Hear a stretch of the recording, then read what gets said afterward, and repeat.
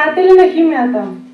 Здравейте и на нашия химически спектакъл! Благодарим, че уважихте усилията ни и нека заедно да надникнем в тайните на майката природа, да се опитаме да видим чудните малки частици атоми, молекули, иони, които изграждат света около нас, а и самите нас. Щастливи сме да споделим нашия опит в това отношение с вас и дано да ви хареса представянето на участниците. Наши гости са главен инспектор на регионалния инспекторат по образование госпожа Ани Павлова,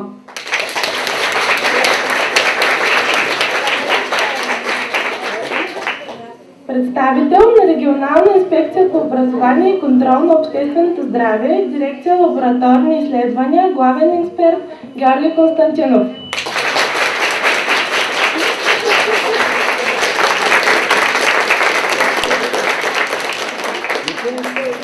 Господин Гушев, заместник директор на природно-математическа, както и много наши учители и учители по химия от други училища, ученици, наши близки и познати.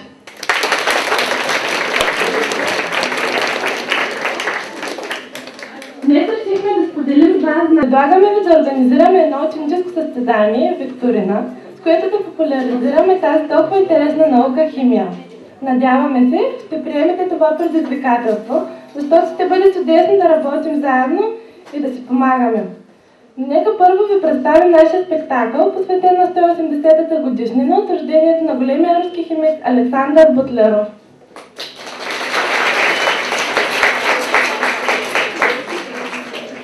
Александър Михайлович Бутлеров е роден на 25 август 1828 година в град Чисто поле, Казанска губерния.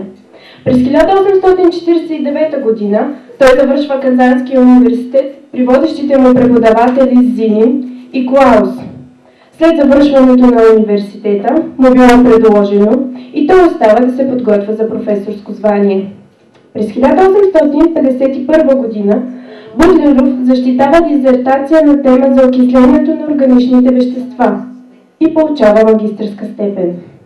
През 1854 година, след защита на дизертация за етеричните масла, Бутлеров е утвърден степен доктор, избран за професор в Казанския университет. Още в началото на своята научна дейност, Бутлеров се проявява като блестящ експериментатор и прави голям брой органични синтези на различни вещества. Експериментаторският му талант е съчетан с широки теоретични обобщения и научни предвиждания. Бутлеров бил убеден във възможността чрез химичните формули да се изразява строежа на молекулите в химичните съединения и следвайки този път на изучаване, да се предвиждат химичните предвиждания.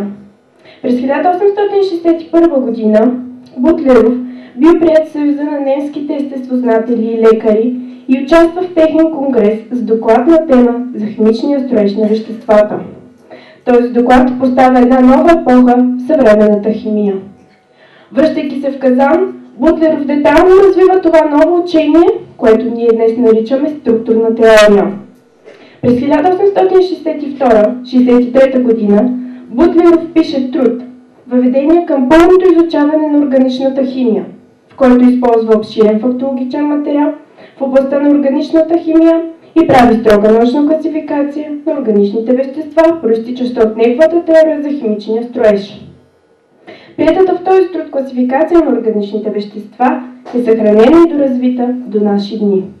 През своята преподавателска дейност Бутлеров е обучил и възпитал блестяща плеяда от учени химици, като Марковников, Фаворски и много други, които доразвиват неговите идеи.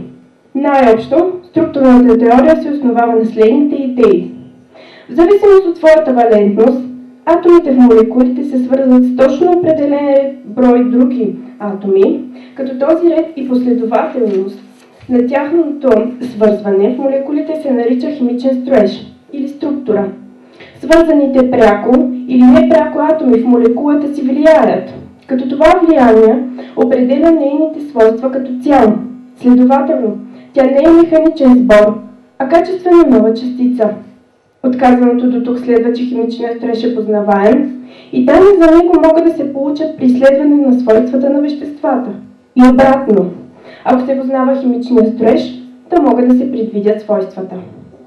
Ние днес ще ви покажем нагледно как могат да се предвиждат свойствата на веществата и как различният строеж води до проявата на различни свойства.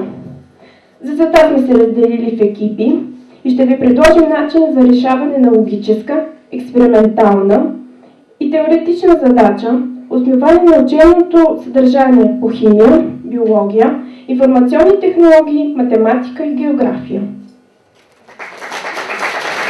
Има ли смисъл да ви убеждавам колко невероятен е химичният елемент въглерод? Всеки миг от живота ни е свързан по някакъв начин с него. Независимо от това какво правим, той е неизменна част от нас. Храним се с него, обличаме се и го употребяваме за най-различни цели. Ето аз стоя пред вас, облечена в въглерод съдържащите си дрехи и обувки, държа въглерод съдържащата си папка и чета написаното с въглерод съдържащ химикал върху въглерод съдържащ лист. В същото време седите върху въглерод съдържащи столове и банки, а някой в този момент се вози в някой автомобил, задвижван от въглерод съдържащо гориво по въглерод съдържащ асфалт. Зашеметяващо е, като се замисли човек. Живее над него и посредством него. Тук на Земята той е цар въглерод и неговото царство е органичната химия. Разбира се, всичко това произтича от уникалните свойства на този химичен елемент. Никой от останалите елементи не може да съперници на въглерода възможностите за образуване на връзки, вериги и мрежи, които хем да са здрави, хем да са гъвкави, хем да подлежат на бърза промяна. Които хем да си приличат, хем да са различни. Но нека се опитаме да приложим методите на елемент въглерод и опишете свойствата му и тези на съединенията, като изразите следните превръщания. И вие ги имате в да.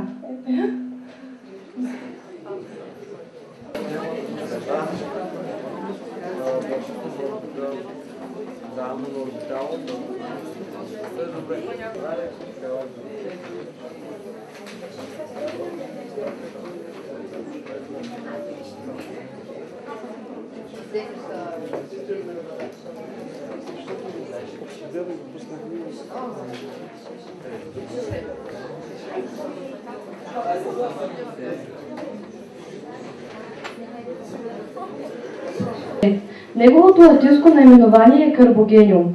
Той има 6 протона в атомното си ядро и 6 електрона в електронната обвивка на атома си. Електроните са разпределени в електронна обвивка в 2 електронни слоя. Затова въглерода е във втори период на периодичната система.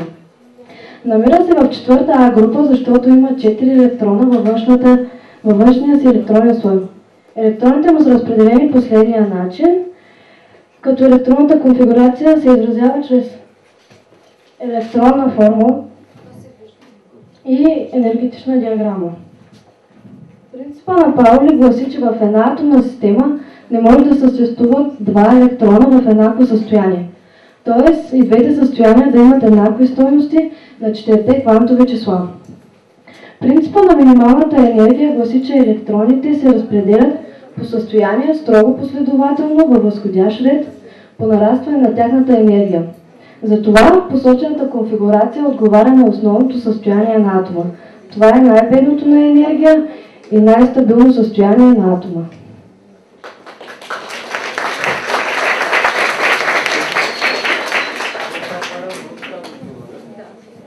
От електронната конфигурация се вижда, че във външен представител на P елементите, които се намират в главните групи на периодичната система.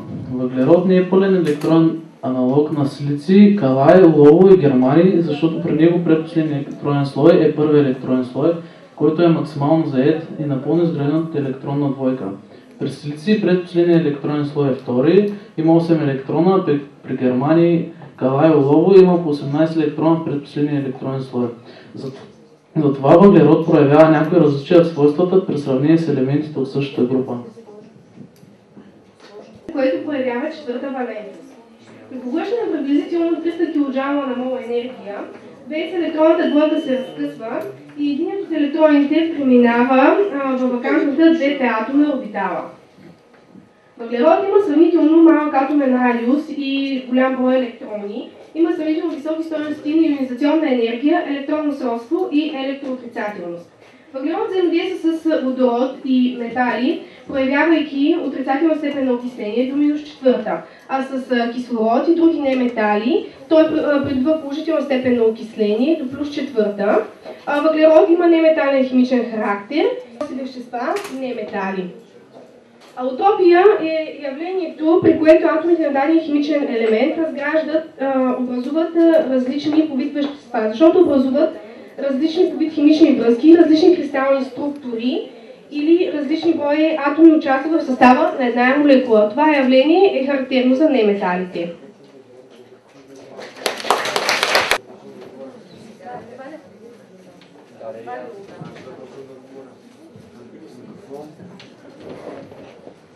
Вещество, познато в практиката, то има стеноцентрирана кубична кристална решетка. Въглеродните атоми в него участват в прости сигма връзки, разположени от ъгъл 109 градуса и 28 минути. Въглеродните атоми имат тетраедрично пространствено разположение. Диамантът е диелектрик, неговата плътност е 3,5 грама на кубичен сантиметър. Поради голямата си твърдост, той се използва в практиката като абразив. От него се правят главите на сондите. Поради пречупването на светлината, диаманта има характерни шлифовки, като при минимум 20 тръба той се нарича брилянт. Най-големият диамант в света се нарича кулинант. Той в необработено състояние е тежал 3106 карата, като 1 карат се равнява на приблизително 200 мг, или специално за този диамант приблизително 620 грама. Той е открит на 26 януари 1905 г. в Южна Африка в мината Премиер. Той е кръстен на сър Томас Кулинан, който отваря тази мина. Правителството на Трансвал купува диамантът през 1907 година, за да го подари на английския крал Хенри за 1 милион и 250 хиляди долара.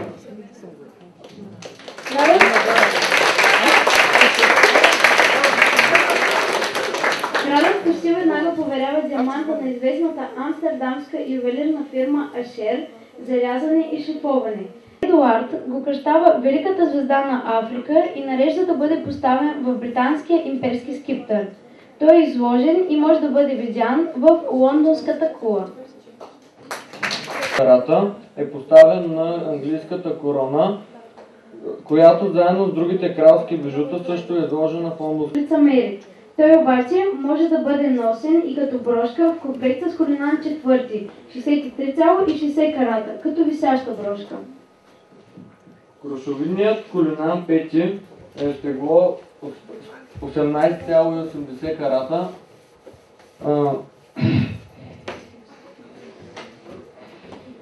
Като първоначално е бил сложен като брошка за кралица Мери,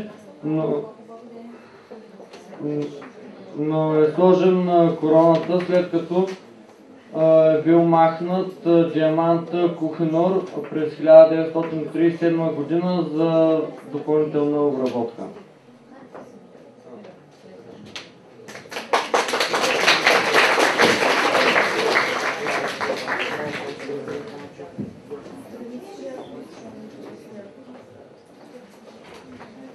Графита е една от алотропните форми на въглерода. Той е сиво-черно кристално вещество със слойска структура. Графита е непрозрачен и мек, оставя черна диря. Мазен е на пипане и е много добър електропроводник, затова намира приложение в електротехниката, най-често за направата на електроди. При ядрените реактори се използва за изработката на специални графитни пръти с добавки, които се ползват като забавители на неутроните. Използва се също като добавка при смазочни материали, както и за направата на сърцевини на моливи, устойчиви черни минерални бои и тушове. Плътността на графита е от порядъка на 2,3 грама на кубичен сантиметър и теоретично са определени температурата му на топене 3800 градуса и температурата му на кипене 4200 градуса. В графита въглеродните атоми са подредени в равнини, които са успоредни една на друга, между които действат Ван дер Валсови сили на привличане. Това са вид междумолекулни взаимодействия, които са много по-слаби от силите на привличане между въглеродните атоми в равнината. В графит въглеродните атоми са подредени са в sp2 хибридно състояние с валентен ъгъл 120 градуса. Всеки от въглеродните атоми образува по 3 прости сигма връзки с 3 съседни въглеродни атома. По този начин се образуват 6-члени въглеродни пръстени с общи стени. На сложната делокализирана пи връзка във всяка равнина се дължи много добрата електропроводимост на въглерода, както и на графита, както и металния му блясък.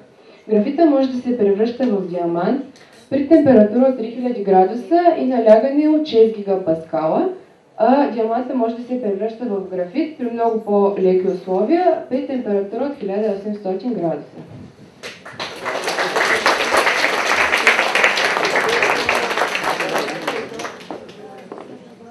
В 1963 година, а по-късно е открит и в природата. Карбинът представлява плътно, сиво-черно, прахообразно вещество с полимерна структура, притежава полупроводникови свойства и намира приложение в електротехниката. При карбинът въглеродните атоми са свързани в права верига, като всеки въглероден атом участва в образуването на 2 сигма и на 2 пи връзки – ковалентни неполярни химични връзки. Съществуват 2 модификации на карбин – алфа и бета. В карбин въглеродът е в sp хибридно състояние. С хибридните атомни орбитали участва в 2 сигма връзки, а с нехибридните атомни орбитали участва в пи връзките.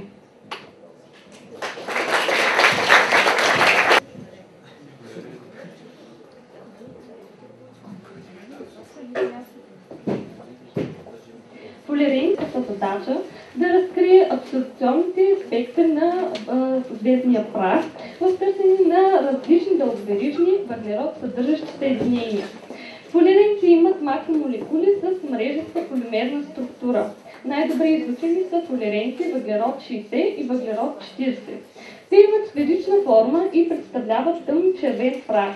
Чрез съвременните нанотехнологии са получени фулерени с цилиндрична макромолекула с диаметър 1 до 2 нанометра и дължина 1000 пъти по-голяма от дължината, диаметър. Това са така наречените нанотръбички. Тези тръбички поглъщат водородни молекули, като погълнатото количество водород стига до 10% от масата на тръбичките. Това е един съвременен перспективен метод за съхранение на водород. Фулерените са интересни от математическа гледна точка, тъй като представляване Бътиболс.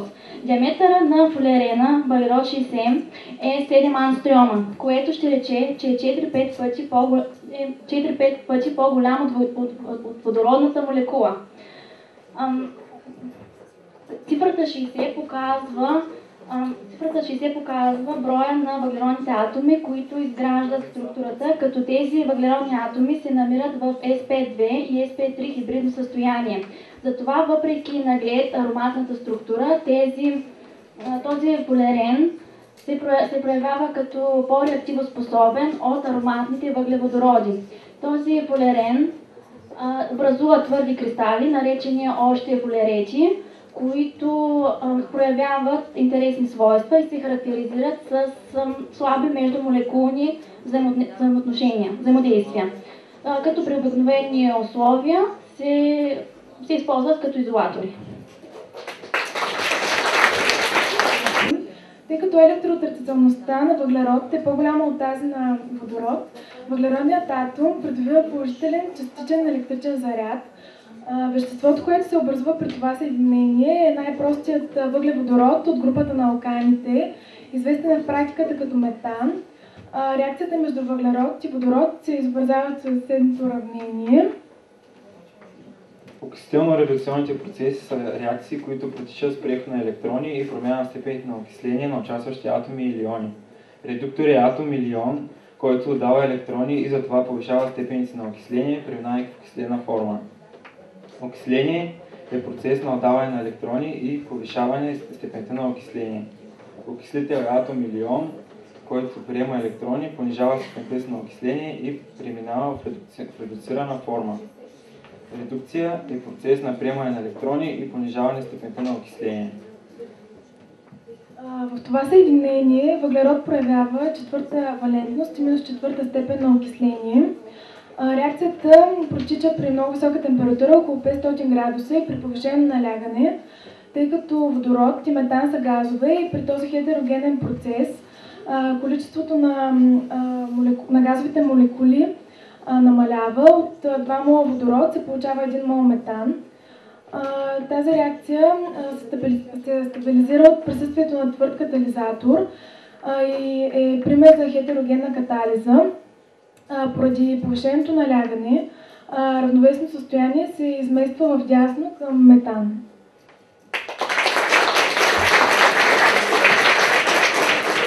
Температурата на кипене е минус 161,5 градуса по Целзий. При минус 11 градуса по Целзий и под налягане той се втечнява.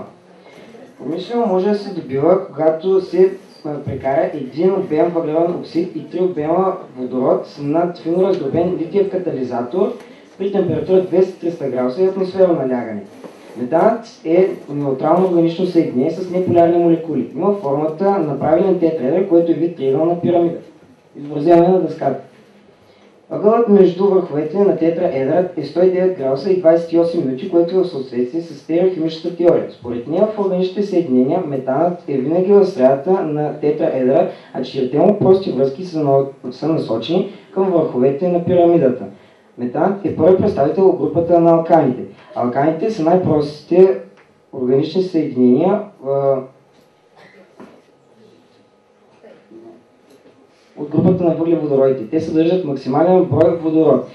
В органичните съединения въглерод е винаги 4 валентен, което показва, че той е винаги във възбудено състояние. Възбуденото състояние на въглерода показва, че той се обяснява от неговата четвърта валентност, но това не обяснява равностойността на 4 сигма връзки, които той образува. Един електрон е в S атомна орбитала, а 3 електрона са в P атомна орбитала. Това налага въвеждането на модела за хибридните атомни орбитали. Хибридизацията е образен и теоретичен модел на взаимодействие между орбитали, близки по енергия в един атом в момента на изграждане на химична връзка.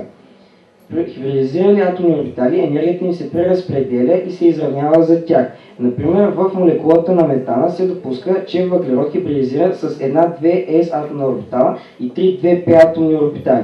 Тази хибридизация е sp3 и това обяснява третоядичния модел на въглерод на металната молекула.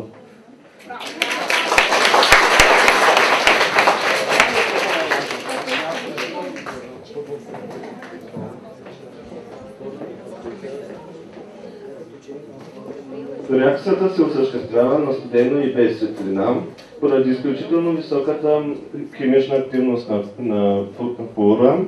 Реакциите му с алкани винаги водят до образуване на сащи и флуороводород. Затова халогениране с флуор не се ползва. Флуороалканите се получават по косвен път. При взаимодействие на метан с хлор, при разсеяна слънчева светлина, метан се халогенира последователно и се образува, като се заместват водороди с хлорни атоми, получават се хлорометан, дихлорометан, трихлорометан и тетрахлорометан. Която е доста подобна. В земните недра при определена температура, високо налягане и отсъствието на кислород, органичната материя се овъглява. Според най-разпространената теория, така са образувани въглищните залежи. При допълнителна обработка на въглищата се получава кокс. Той се ползва като гориво и като добър редуктор в промишлеността и главно в металургията. При пълното изгаряне на въглерод, при излишък на кислород протича следната реакция.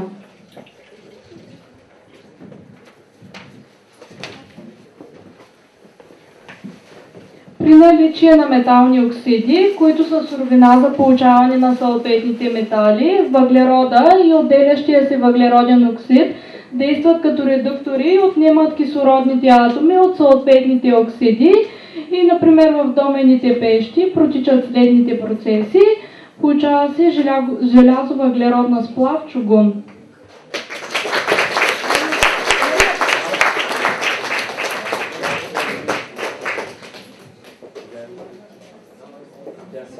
Метанът е най-прост растения въглеводород. Хибридизацията на въглерод в него е sp3 с хибридните си sp3 атомни орбитали се образуват 4 сигма връзки въглерод-водород по дъгъл 109 градуса и 28 минути.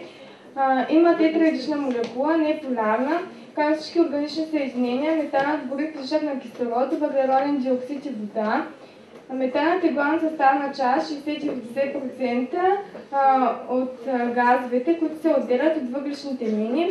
Той е твърде инертен в химическо отношение, гори като образува с въздуха взривоопасни смеси.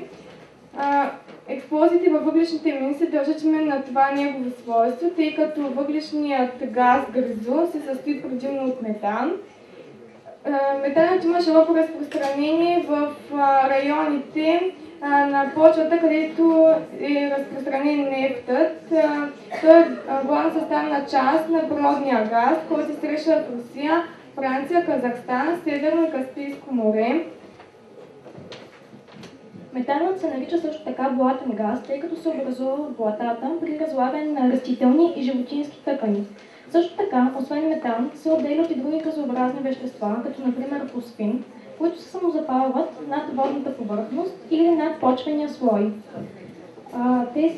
Тези вещества се наблюдават като блуждаещи огънчета в блата или в гробища. И в миналото хората са вярвали, че тези светлини са били дело на зли духове, чиято цел била да заблудят пътниците и те да затънат в някои тресавище.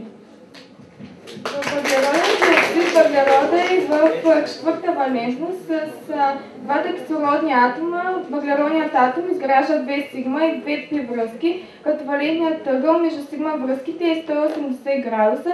Следователно въглеродът е в sp хибридно състояние. Двете хибридни орбитали въглеродният атом изгражда сигма връзката, докато двете пи връзки са разположени в две взаимно перпендикулярни равнини.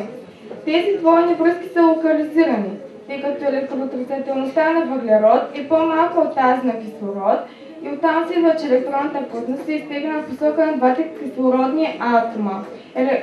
Диполните моменти са вектор с еднаква големина и противоположна насоченост. Във въглеродната киселина въглеродният атом е в sp2 хибридно състояние.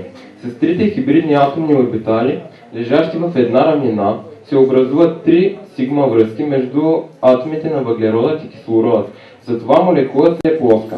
С нехибридните атомни орбитали при странично припокриване с p атомните орбитали на кислородният атом се образува една локализирана пи връзка в молекулата на въглеродната киселина. В карбонатният анион p атомните орбитали на трите кислородни атома и на въглеродния при странично припокриване образуват сложна делокализирана 6-електронна пи връзка. По този начин електронната плътност се преразпределя, всички връзки са равностойни и частицата се стабилизира. Въглеродната киселина образува два вида соли. Първия вид са кисели соли, които още се наричат, такива са натриевия хидроген карбонат и калциевия дихидроген карбонат. Втория вид соли са нормални или карбонати. Такива са дикалиевия карбонат и магнезиевия карбонат. Нейните водни разтвори се доказват чрез водните разтвори на калциевата основа. Реакцията, която протича, е ионообменна неутрализация. Ионообменните реакции са реакции в водни разтвори между ионите на вещества и електролити до получаването на газ, оттайка или слаб електролит. По принцип, ако едно от изходните вещества е слаб електролит, реакцията е обратима. Въглеродната киселина е слаб електролит, но калциевият карбонат е силно неразтворима сол. Поради тази причина равновесието се измества в дясно и реакцията протича като необратима. В тази реакция участват въглеродната киселина, която е слаба двуосновна киселина, и калциевата основа, която е силна двувалентна основа. Всяка ионообменна реакция се изразява чрез молекулно уравнение, пълно и кратко ионно уравнение. При неутрализационния процес се получават вода и неразтворима сол, затова всички соли в изходните разтвори намаляват концентрацията си и при пълното ионно уравнение отчита най-точно реакцията, но по принцип неутрализация между киселина и основа отговаря винаги на краткото ионно уравнение.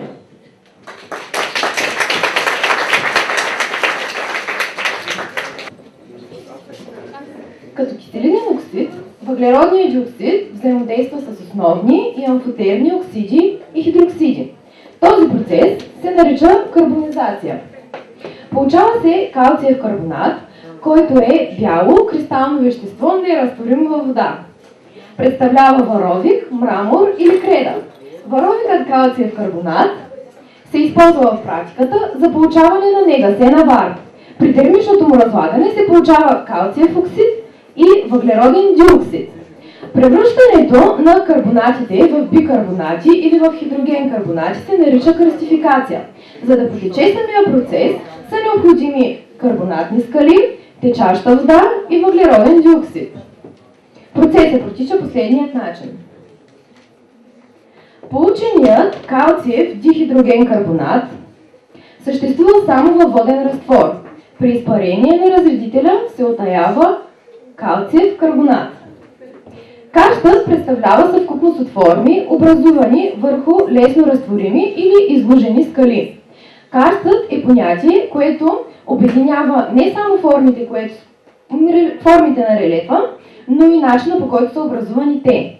Върху образуването му влияе климата, напукаността на скалите, течащата вода и нейната рушителна дейност, ерозия и други. Понятието карст се използва за всички форми, образувани върху разтворими скали, като варовик, доломити, анхидрит, каменна, калиева сол и други. Подземната повърхност преобладава карста, развит върху варовити скали, изградени предимно от калциев карбонат. Ето защо, когато говорим за карст, в геоморфологията си представяме релеф, развит върху варовити скали, варовици и доломити. Процесът обяснява образуването на сталагмити, сталактити и сталактони.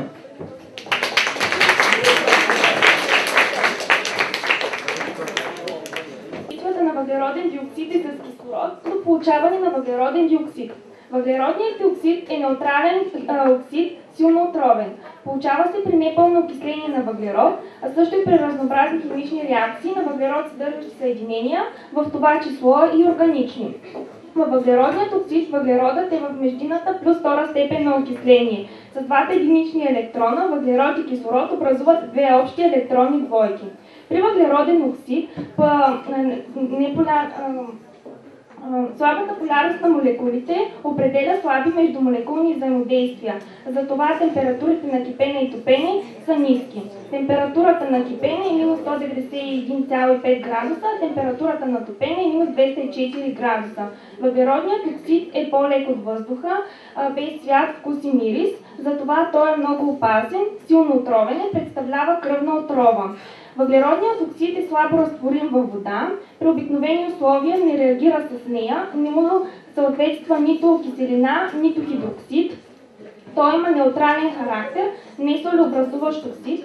В органичния синтез използва се в органичния синтез за производство на важни за практиката вещества. Например, въглеродният оксид при висока температура и налягане взаимодейства с натриевата основа, като се получава органичната натриева сол, натриев урняк.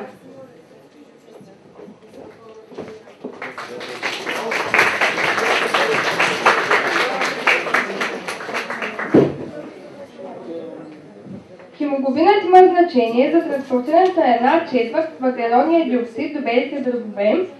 По-голямата част от него се пренася под формата на соли от въглеродната киселина в кръвната плазма, като образува нетрайното съединение карбамидов хемоглобин. С някои газове хемоглобинът образува трайни съединения, с въглеродният оксид образува карбоксихемоглобин. При блокиране на половината от хемоглобина в карбоксихемоглобин е възможно да настъпи загуба на съзнание или смърт.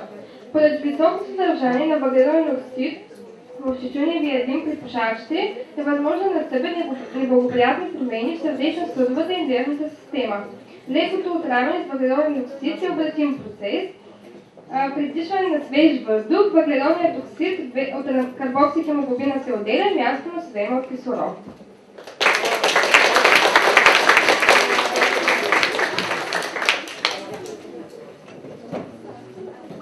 Промишлеността при коксуване на въглища и други промишлени процеси, въглерод взаимодейства с въглероден диоксид по първата реакция на лявата дъска. По този начин въглеродният диоксид от отпадните газове се синтезира и от него се получава въглероден оксид. Използван широко за синтез на органични вещества и с голяма употреба в металургията, като редуктор, което са останалите реакции на дъската. Реакцията на въглерод с въглероден диоксид е силно ендотермична, хетерогенна и е свързана с нарастване на газовите молекули. От 1 мол въглероден диоксид се образуват 2 мола въглероден оксид. Затова тя се извършва при висока температура и понижено налягане, като по този начин се стимулира първата реакция и баланса в реакцията се измества. Тази реакция в практиката се нарича Бодларово равновесие и се използва в дъменните пещи.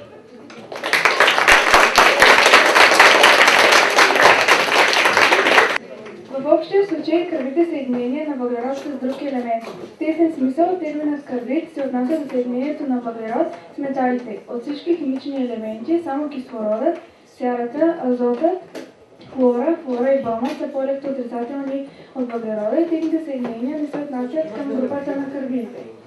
Карбидите могат да се разделят на 3 групи – метални, ионни и ковалентни. В карбидите въглерода проявява различни степени на окисление, като максималната е -4. Това се дължи на неговата способност да образува ковалентни връзки между въглеродни атоми. В зависимост от тази негова особеност се различават два основни вида карбиди. Към първата група, това са метанидите, спада най-вече алуминиевия карбид. Втората група са ацетиленидите, като към тях спадат калциевия карбид, натриевия карбид, сребърния карбид и други представители. Ионни карбиди образуват главно елементите от първа, втора и трета група на периодичната система. Това са безцветни вещества с кристална решетка, като под въздействието на разредени киселини и вода лесно хидролизират. Единственият карбид, при който при хидролиза получава пропиен, е магнезиевият карбид.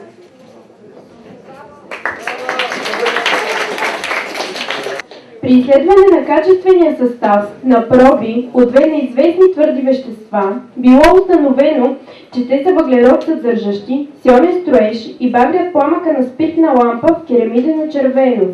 Определете кои са веществата, като разполагате със следните реактиви: воден разтвор на солна киселина, воден разтвор на калиев перманганат, дестилирана вода, воден разтвор на сребърен нитрат, неутрален разтвор на лакмус, който е киселинно основен индикатор, и хибрид.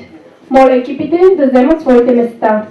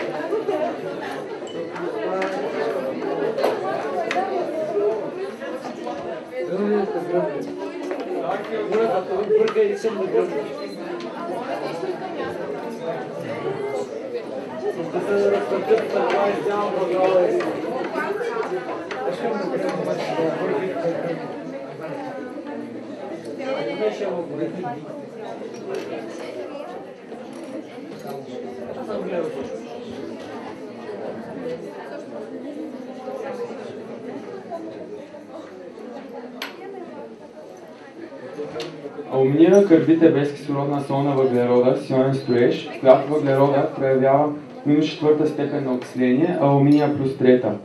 В различните карбиди въглерода проявява различна степен на окисление, като -4 е най-ниската.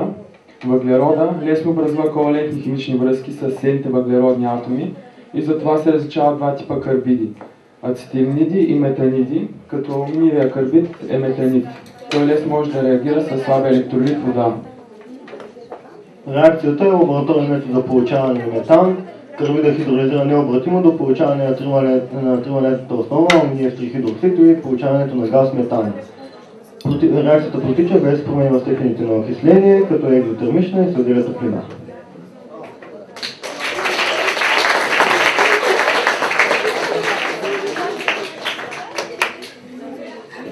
В практиката калциев карбид се получава в безкислородна среда при смесване на прясно получен калциев оксид от варовики пещи с кокс, който представлява и гориво за процеса на разлагане на калциев карбонат.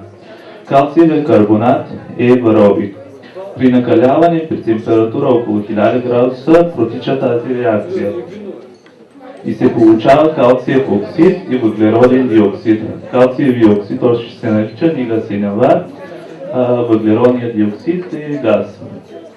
Полученият калциев оксид взаимодейства с кокса и се получава калциев карбид и въглероден оксид.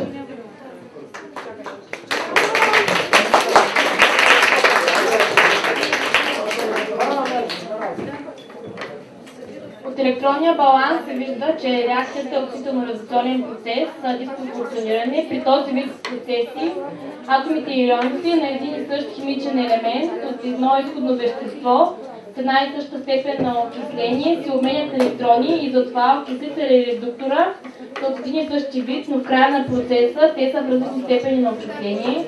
Калциев карбид е ионно безкислородно съединение, в което въглерод с минус първа степен на окисление. Двата въглеродни атома са свързани с тройна връзка помежду си, но при всеки въглероден атом има по един допълнителен електрон, който отвоява четвъртия електрон на въглеродните атоми и се получава ацетилениден анион.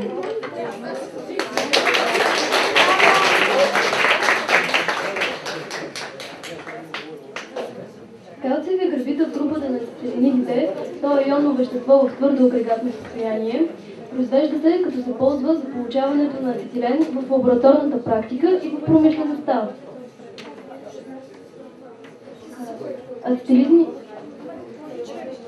Карбидният ацетилиден анион е нестабилен в присъствието на вода, като се получава необратима хидролиза. Получава се съответния хидроксид и се отделя ацетилен. Реакцията протича при обикновени условия, без допълнителни изисквания. Затова се използва при нужда от ацетилен в апарат с ацетиленови горелки. При горене в кислородна среда ацетилено достига до 3000 градуса. Затова ацетиленови горелки се ползват за рязане и изпояване на метали. При сгъстяване ацетиленът се разлага с експлозия. Затова ацетилен е грубо опасен, като се получава най-често в присъствие на калциев карбид и само на място. Може да се пренася в ацетонов разтвор в метални бутилки под определено налягане.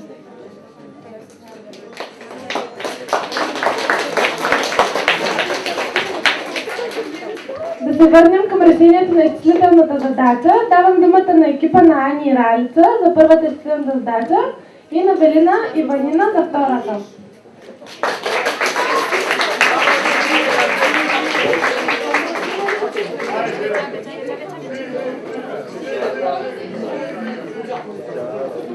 Нека отново да изчетем условията на първата задача. Науката предупреждава, че за да се избегне бъдеща катастрофа, свързана с глобалното затопляне, сегашните емисии на въглероден диоксид трябва да се намалят поне наполовина през следващите 50 години. Един от начините, които би намалил въглерод като емисии във въздуха, е замяна на въглищата като гориво и средство за добив на енергия. Затова трябва да се ползват по-често и все по-мащабно добива на енергия от ветрогенератори, слънчеви панели и ядрени реакции в съвременните електроцентрали. На първо време би следвало да се използват по-калорични и по-ефективни горивни процеси в електроцентралите. Например, вместо въглища, то по централите може да се ползва природен газ. Горенето на метан повишава рязко ефективността при добив на енергия. Докажете това, че изчисляване на калоричността на въглерод под формата на въглища е метан като източник на енергия. Като знаете, че топлината на образуване на въглеродния диоксид е 393 кJ на мол, топлината на образуване на вода е 274 кJ на мол, а топлината на образуване на метан е 74,5 кJ на мол.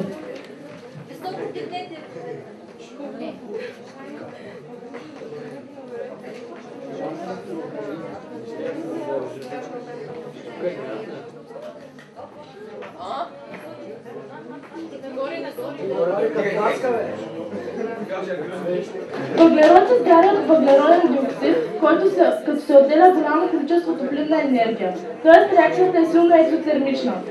Въглеродът и кислородът са прости вещества, чието температури на образуване са равни на 0. От тук следва, че топлинният ефект на образуване на въглеродния диоксид се явява топлинен ефект на изгаряне на въглерод. Топлината на образуване е характерна величина за всяко химично съединение. Това е топлинният ефект, който съпътства процеса на образуване на 1 мол от съединението, като се има предвид, че изгарящите го химични елементи съставят най-стабилните им прости вещества. Количеството топлина, която се отделя или поглъща при изгарянето на 1 мол вещество в кислородна среда при стандартни условия и води до образуването на съответните висши оксиди на елементите, се нарича топлина на изгаряне. Въглеродният диоксид е висшият оксид на въглерода и затова топлинният ефект на неговото образуване за 1 мол въглероден диоксид се явява и топлинният ефект на изгаряне на 1 мол въглища. Въглищата са природна суровина и имат различно съдържание на ценното гориво въглерод. Имат голямо количество примеси, включително сяра, азот и фосфор и други съдържащи вещества, които изгарят и образуват киселини, замърсяващи оксиди, затова ефективността на въглищата намалява, а едновременно съдържанието на отровни парни газове нараства. Най-общо примесите водят до намаляване на калоричността. 1 мол метан също изгаря до образуване на висшия оксид на въглерода, въглероден диоксид, но неговата калоричност е много по-висока, защото съдържанието на съпътстващи примеси е много по-малко, а се отделя много по-голямо количество топлина. Това може да се докаже и чрез закона на Хес и следствието от него. А закона на Херман Хес гласи, че топлинният ефект на дадена химична реакция зависи само от началното и крайното състояние на веществата, но не и от междинните етапи на реакцията. Както сме написали на другата дъска, реакцията е силно екзотермична. Температурата на реакцията е равна на топлината на изгаряне на метан. От тук следва, че тъй като метан участва с 1 мол в уравнението. Температурата на образуване на реакцията е равна на разликата от сумите на температурите на образуване на продуктите и температурите на образуване на изходните вещества. Взети в съответствие с молното участие в съответното уравнение. След като извършим съответните изчисления, получаваме, че топлината на изгаряне на метан е равна на 886,5 кJ за мол, което означава, че ефективността на горивния процес в метан е много по-голяма. При изследване на качествения състав на проби от две неизвестни твърди вещества било установено, че те са въглерод съдържащи с ионен строеж и вагат пламъка на спиртна лампа в керамидено червено. Определете кои са веществата, като разполагате за следните реактиви. Воден разтвор на солна киселина, воден разтвор на калиев перманганат, дистилирана вода, воден разтвор на сребърен нитрат, неутрален разтвор на лакмус, който е киселинно основен индикатор и гибрид. Както чухте от условието за слагане с две вещества, които са в твърдо агрегатно състояние, те имат ионен кристален строеж, съдържат въглерод, следователно това са соли на въглерода. Едната сол, веществата, багрят пламъка на спиртната лампа в керемидено червено, следователно те съдържат калциеви иони. Едната сол е кислород съдържаща, а другата е безкислородна. Това означава, че първата сол може да е калциев дихидроген карбонат или калциев карбонат, а втората калциев карбид. За да докажем това, ще направим следните експерименти. Първо ще смесим първото вещество, за което предполагаме, че е калциев дихидроген карбонат и калциев карбонат с вода.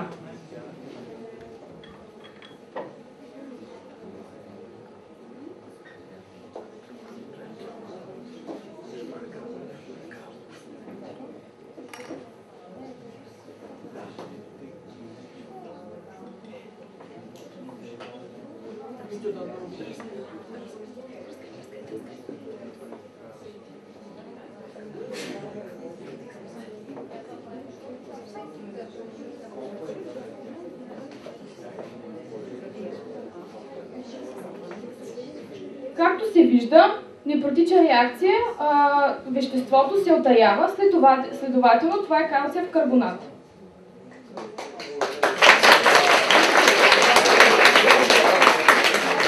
Вещество, като този път ще видим дали то реагира с солна киселина. Сега ще приберем опта.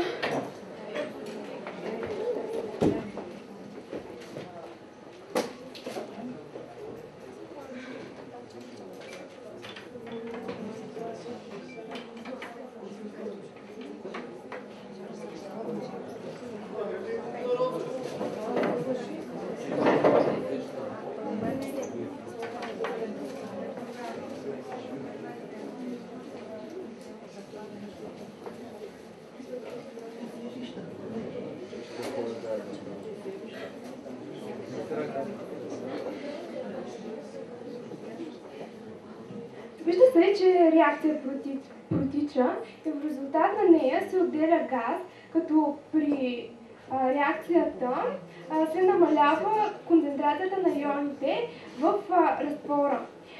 И по този начин реакцията протича до край необратимо.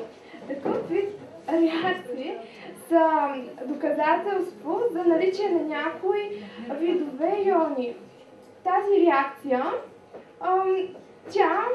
тя е шумяща проба, като е качествена за доказване на карбонатни, хидроген-карбонатни иони. Тъй като видяхме, че при първия опит самото вещество не е вода, карбонатните иони не се разтварят в вода, за разлика от хидроген-карбонатните. Всички разтворими и неразтворими карбонатни съединения, както и разтвори на въглеродната киселина, те при обработка с по-силна киселина от въглеродната образуват реакции, при които се образуват мехурчета от въглероден диоксид. Въглеродният диоксид доказваме, като използвам неговото свойство на киселинен оксид при пропускането му в лакмус. Той се оцветява в червено, следователно средата е киселина, pH по-малко от 7. Тази реакция, шумяща проба, се използва в хранителната промишленост и при нея се образуват мехурчета от въглероден диоксид, използва се за нагазирване на напитките.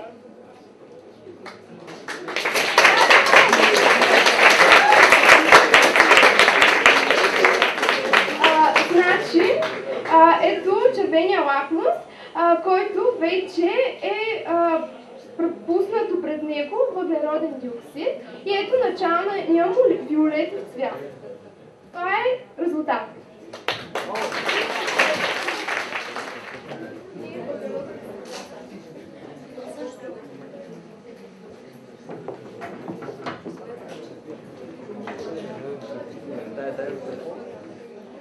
Видяхме, че при обработването му с вода се отделя газ, този газ гори и с пошлив пламък и се установява, че това е органично вещество, което има високо съдържание на въглерод и по-малко на водород.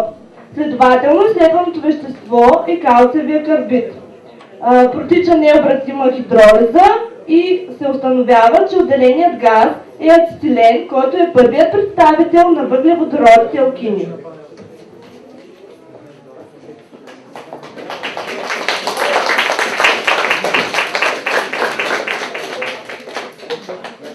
Както вече доказахме, калциевия карбид е сол. Като сол той може да взаимодейства с киселина.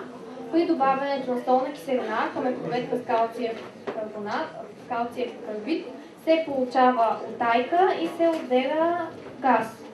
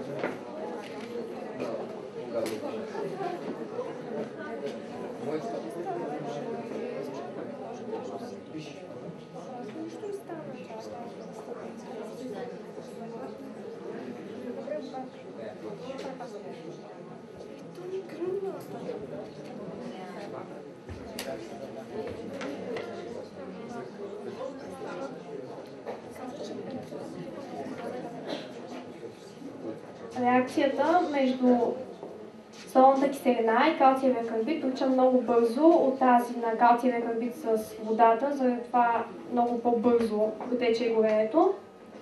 Ацетилена, който се отдели, това, както каза вече Боряна, това е газ, ненаситен въглеводород, при нормални условия, той е малко разтворен във вода, по-лек от въздуха и няма цвят, няма миризма, няма вкус.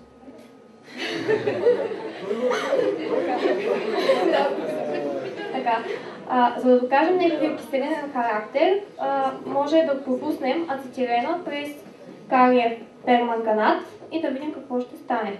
Би трябвало да се обезцвети.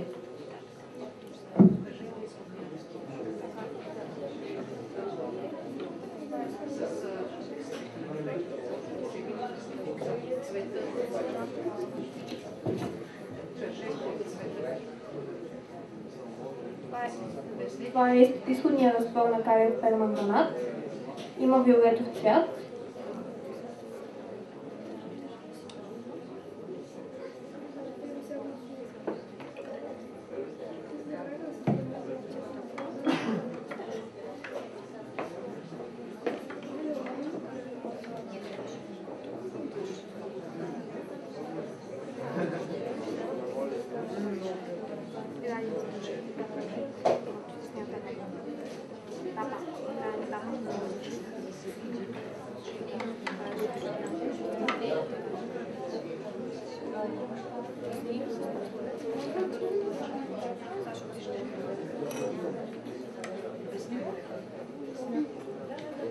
При предишният опит с калциевата основа се вижда, че потъмнява и помътнява и установяваме това, защото калциевата основа е много разредена и много трудно разтворима.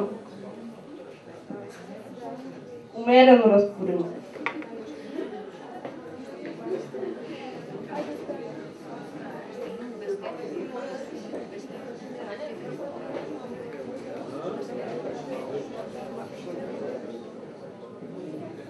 В момента Таня и Милица пропускат газ един през разтвор на калиев перманганат, който е концентриран и също опита ще стане малко по-бавничко.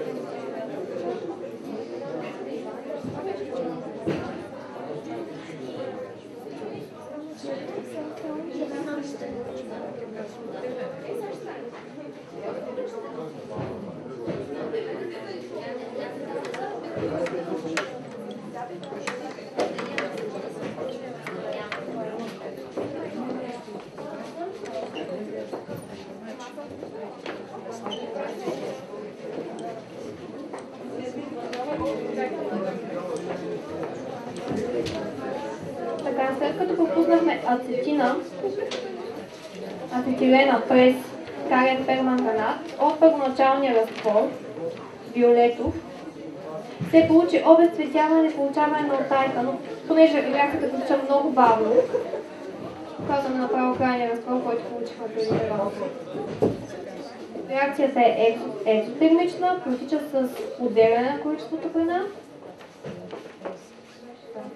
Реакцията на отделянето на ацетилен е екзотермична.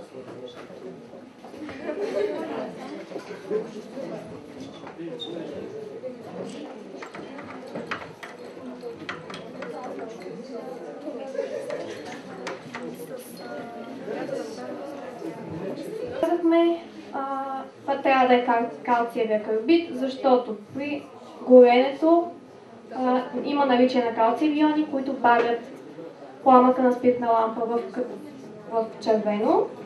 Имаме взаимодействие с вода, имаме взаимодействие с киселина, получава се сол и се отделя газ ацетилен, така че това е солта, безкислородната сол на въглерода, калциев карбид.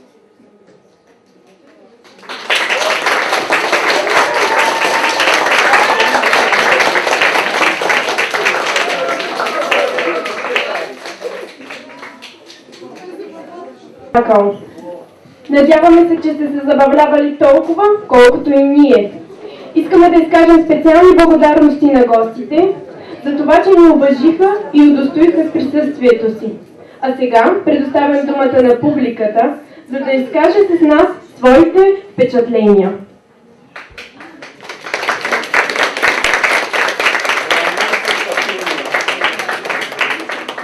Да дадем думата на гостите, какво впечатление е оставило в тях това наше забавление или нашия спектакъл. Сигурно имаме много грешки, но да ги отдадеме на притеснението, което се забелязваше за всички участници и, разбира се, съвсем човешко е, молим да ни простите.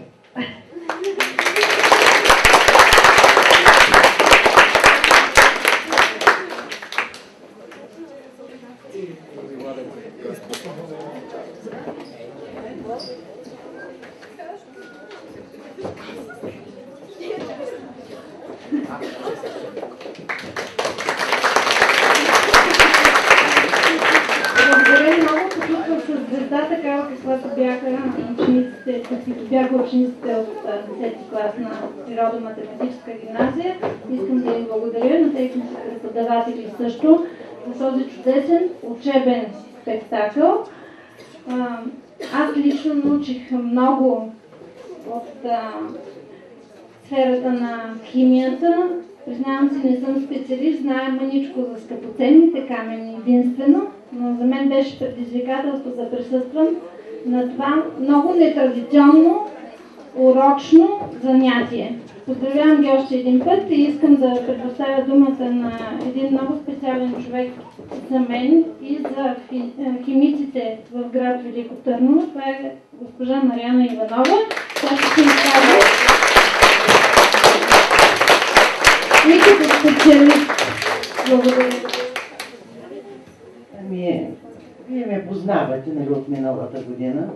Знаете, че за разлика от госпожа Павлова, която е художник изобразително, аз от химия разбирам, предполагам добре и съм приятно изненадана и впечатлена, не изненадана, а впечатлена от това, което чух. Значи, обема на знанията ви е много голям, нивото на знанията е високо.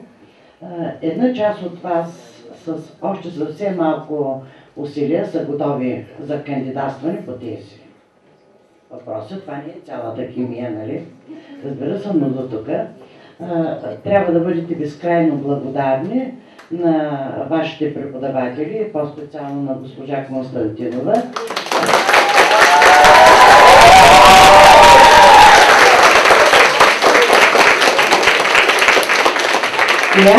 Която всеки час в кавички ва тормози. Знаем си го, но без тъй наречения тормоз не се постигат тези знания. Значи всичко това тя го прави, дълбоко съм убедена, за ваше добро. Обръщам се и към всички ваши гости в лицето на представителите на ученици от 7-ми клас. Нали? Те не случайно са тук. Вие им показахте в това училище, в паралелката по химия и биология, колко много знаят учениците. Те много знаят, а вие много знаете, защото много се трудите. Това е така. Но в този свят нищо даром не идва. Важното е, че вече се докосвате до красотата и на двете науки. На химия, да ме извинят биолозите, биологията за мен е на второ място. Аз не случайно съм химик.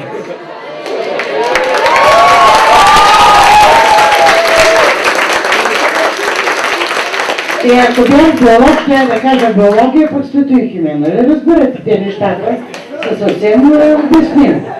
Така е. Всеки тегли чергата към себе си. Но и двете науки са еднакво прекрасни, еднакво добре те се допълват и знанията от едната подпомага другата. Това е истината, другото е в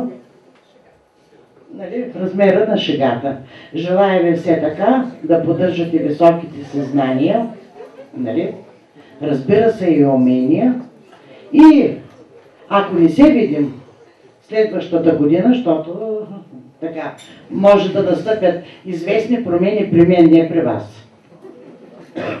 Желая, нали, всичко това, тези знания да доведат до едно реализиране на вашите мечти, които за сега ви се струват малко далечни, но 2 години ще минат много бързо. Приятно ми е, че съм тук. Радвам се, че съм тук за всички вас. Много голяма част от моите ученици, казва се Руска Христова, учител по химия в основно училище Бачо Киро, виждам днес тук, вече пораснали. Удоволствието е изключително голямо за един учител, който наистина работи в основно училище, както казва госпожа Константинова, градим основата в 7-ми клас, знаете, започвате да изучавате вече химия, когато види промяната, надграждането и развитието на своите ученици. Радвам се за вас. Благодаря на госпожа Константинова, че по този начин е развила любовта към химията към всеки един от вас и продължавайте в същата посока. Знаете на къде успехът е резултат. Искаме да се извиним за всичките пъти, които сме я огорчавали и с тези червени рози да изкажем нашата благодарност към нея и нашата любов.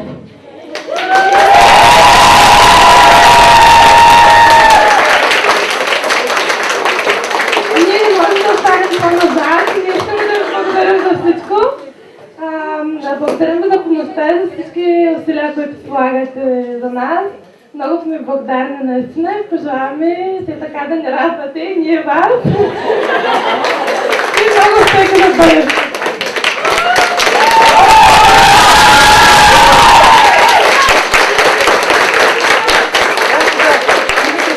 Специално да благодаря за търпението на учениците, с които работя, защото по някой път наистина може би прекалявам. Просто правя едно допускане, че може би е така. Благодаря им за търпението и благодаря за упорството, което полагат и работата, която върви при тях с невероятно бързи темпове. Благодаря им за 10-ти клас, наистина се представят чудесно. Въпреки грешчиците, аз обясних и съм склонна да простя.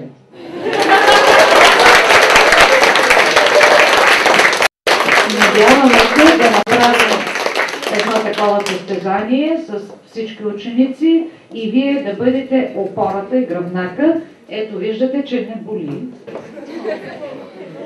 и мисля, че това се отразява добре на всички, особено на тези, които тук-таме са си почивали и са си пропуснали някои неща.